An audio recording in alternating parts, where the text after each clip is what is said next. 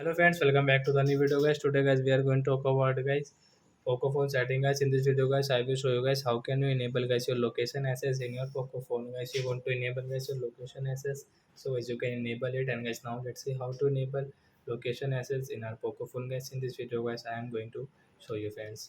But before starting video friends, I want to tell you guys, if you're in my channel, so I first of all go and subscribe my channel, click the bell icon and like my video. So friends, now let's start video. And first of all guys, open your phone setting and guys scroll it. Then guys you can see guys these location settings. So guys tap here, and guys you want to enable your location access, so guys you can enable from this right side. And guys you can use guys your location access setting in your Poco phone from here guys. You can see this, see all app settings, and guys this setting. And guys you want to disable it, so guys you can disable your location access as well as. So I hope friends have understood how to enable and disable our location access in our Poco phone. So that's it guys. Thanks for watching my video guys. Now we will meet on next video guys with new topic. Before going guys, please go and like my video, subscribe my channel. Bye bye friends.